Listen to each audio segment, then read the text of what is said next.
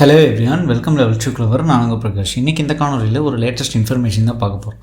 அதாவது தமிழகத்தில் புதிதாக கலைஞர் மகளிர் உரிமை தொகைக்கு விண்ணப்பித்தவர்கள் அனைவருமே பார்த்திங்க அப்படின்னா உங்களோட விண்ணப்பங்கள் ஏற்றுக்கொள்ளப்பட்டதா நிராகரிக்கப்பட்டதா அதை எப்படி ஆன்லைன் மூலமாக செக் பண்ணுறது, ஸோ எந்த வங்கி கணக்கில் 1000 ரூபாய் அப்படிங்கிறது ஆட் ஆகிருக்கு, ஸோ உங்களோட விண்ணப்பம் நிராகரித்ததுக்கான காரணங்கள் என்ன அப்படிங்கிற கம்ப்ளீட் இன்ஃபர்மேஷனும் பார்த்திங்கன்னா இந்த காணொலியில் நீங்கள் தெரிஞ்சுக்கலாம். அதை தெரிஞ்சுக்கிறதுக்கு முன்னாடி இது வரைக்கும் நீங்கள் நம்ம சேனலை சப்ஸ்கிரைப் பண்ணாமல் மறக்காமல் சப்ஸ்கிரைப் பண்ணிடுங்க. சப்ஸ்கிரைப் பண்ணால் மட்டும்தான் நான் போடுற ஒரு பயனுள்ள வீடியோ உங்களுக்கு நோட்டிஃபிகேஷன் வரும். ஸோ வாங்க இன்றைக்கி வீடியோக்குள்ளே போகலாம். ஃப்ரெண்ட்ஸ், தமிழகம் முழுவதுமே பார்த்திங்கன்னா இந்த கலைஞர் மகளிர் உரிமை தொகை அப்படிங்கிறது ஒரு பிரபலமான ஒரு திட்டம் அப்படின்னே சொல்லலாம். கடந்த 2023 செப்டம்பர் 15ஆம் தேதியிலிருந்து இது தமிழகத்தில் நடைமுறைப்படுத்துகிறாங்க. இது வரைக்கும் கலைஞர் மகளிர் உரிமை தொகை அப்படிங்கிறது தமிழகத்தில் 27 தவணைகள் இதை கொடுத்துருக்காங்க. ஸோ மகளிரோட வங்கி கணக்கில் அதுவும் 1000 ரூபாய் அப்படிங்கிறது நேரடியாக வரவு வச்சுருக்காங்க. அதன் அடிப்படையில் ஃபஸ்ட்டு பார்த்திங்க அப்படின்னா தரவுகள் கிடைக்கவில்லை, அதாவது ஆல்ரெடி அப்ளை பண்ணியிருப்பாங்க, அவங்களுக்கு தரவுகள் கிடைக்கவில்லை அப்படின்னு வந்திருக்கும். ஸோ அவங்களுக்கு தகுதிகள் இருந்துமே உங்களோட விண்ணப்பங்கள் நிராகரிக்கப்பட்டது அப்படின்னு வந்திருக்கும். ஸோ சிலருக்கு பார்த்தீங்கன்னா டேட்டா நாட் ஃபவுண்ட் அப்படின்னு வந்திருக்கும். இந்த மாதிரி எல்லாம் ரீசன்ஸ்னால பார்த்தீங்க அப்படின்னா அவங்க மறுபடியும் அப்ளை பண்ணுறதுக்கான சான்ஸே இல்லாமல் இருந்தது. ஸோ கடந்த ஜூலை 15ஆம் தேதியிலிருந்து நவம்பர் 15ஆம் தேதி வரைக்கும் அப்ளை பண்ணலாம் அப்படின்னு சொல்லிட்டு ஒரு முகாம் ஒன்று கண்டக்ட் பண்ணாங்க. உங்களுடன் ஸ்டாலின் அப்படிங்கிற முகாம் தமிழகம் முழுவதும் பார்த்தீங்கன்னா 10,000க்கு மேற்பட்ட இடங்களில் இந்த முகாம் கண்டக்ட் பண்ணாங்க.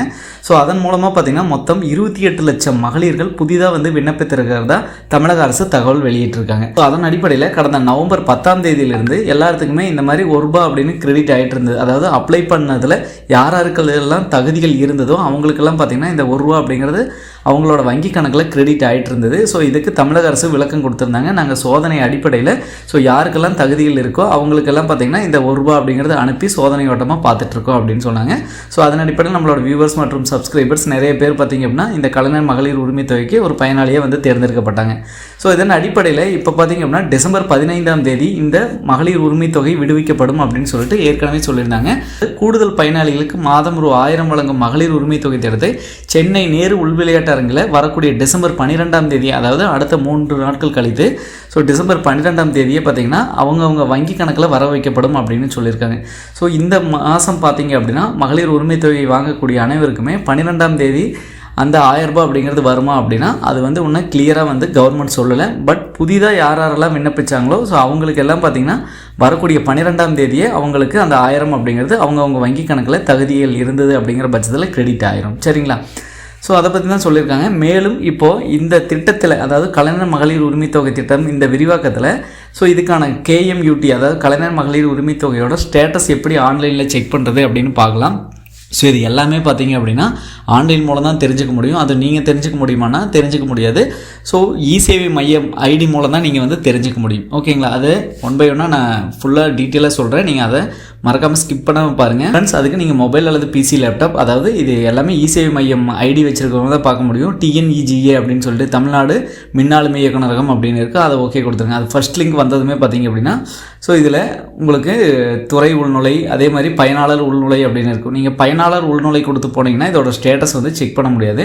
துறை உள்நுழை அப்படின்னு இருக்கும், அதை கொடுத்தா நீங்கள் செக் பண்ண முடியும். இதில் யூசர் ஐடி பாஸ்வேர்டு, அதாவது அந்த இ-சேவை மையத்தோட யூசர் ஐடி பாஸ்வேர்டை என்டர் பண்ணிவிட்டு அதுக்கப்புறம் லாகின் பண்ணி இந்த பக்கம் வந்துடுவாங்க. இந்த மாதிரி வந்ததுக்கப்புறம் இதில் சர்வீசஸ்ன்னு இருக்கும். சர்வீசஸ் ஓகே கொடுத்துட்றேன்.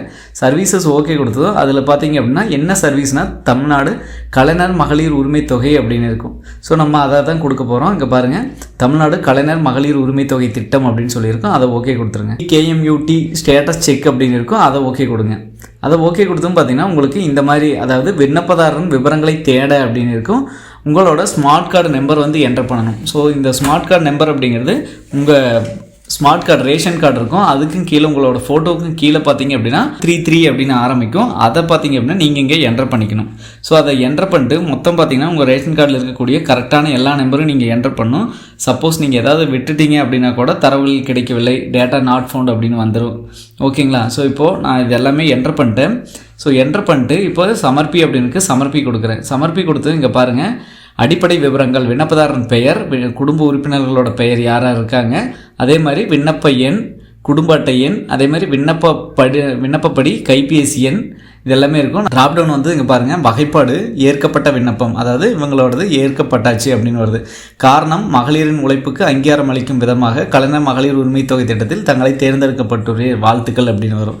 ஸோ ரேஷன் கடை குறியீடு எண் இருக்கும், முகவரி இருக்கும், அதே மாதிரி பணம் செலுத்திய முறை ஏசிஹெச் அப்படின்னா அக்கௌண்ட் பேஸ்டு பேங்க் அப்படின்னு இருக்கும். அதாவது அக்கௌண்ட் பேஸ்டு தான் வந்து கொடுத்துருக்காங்க, ஆதார் பேஸ்டு இல்லை. ஓகேங்களா, ஒவ்வொருத்தருக்கும் ஆதார் பேஸ்டு இருக்கும். இவங்க அக்கௌண்ட் வந்து ஆதாரோட லிங்க் பண்ணாமல் இருப்பாங்க. ஸோ அதனால் அக்கௌண்ட் பேஸ்டு லிங்க்னு தான் வந்திருக்கு. ஓகேங்களா, ஸோ இவங்க ஆதாரோட லிங்க் பண்ணியிருந்தாங்கன்னா ஆதார் பேஸ்டு லிங்க் அப்படின்னு வந்திருக்கும்.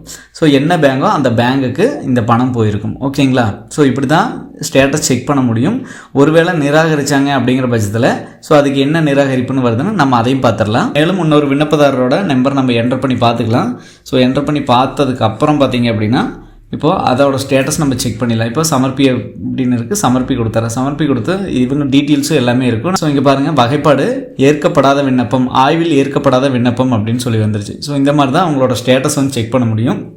ஸோ இது யாரை செக் பண்ணலாம் அப்படின்னா இப்போது வரக்கூடிய 12ஆம் தேதிக்கு அப்புறம் தான் வந்து செக் பண்ண முடியும். நான் இது வந்து ஒரு சோதனை அடிப்படையில் லாஸ்ட் இயர் என்ன பேசிக்ஸில் செக் பண்ணாங்களோ ஸோ 2023 அந்த பேசிக்ஸில் நான் செக் பண்ணி காட்டியிருக்கேன். பட் இன்னும் இதுக்கான லிங்க் அப்படிங்கிறது இன்னும் ஓப்பன் ஆகலை. இது எல்லாமே பார்த்திங்கன்னா வரக்கூடிய 12ஆம் தேதிக்கு அப்புறம் தான் ஓப்பன் ஆகும் அப்படின்னு சொல்கிறாங்க. நீங்கள் 12ஆம் தேதியிலேருந்து கூட இதை செக் பண்ணலாம்.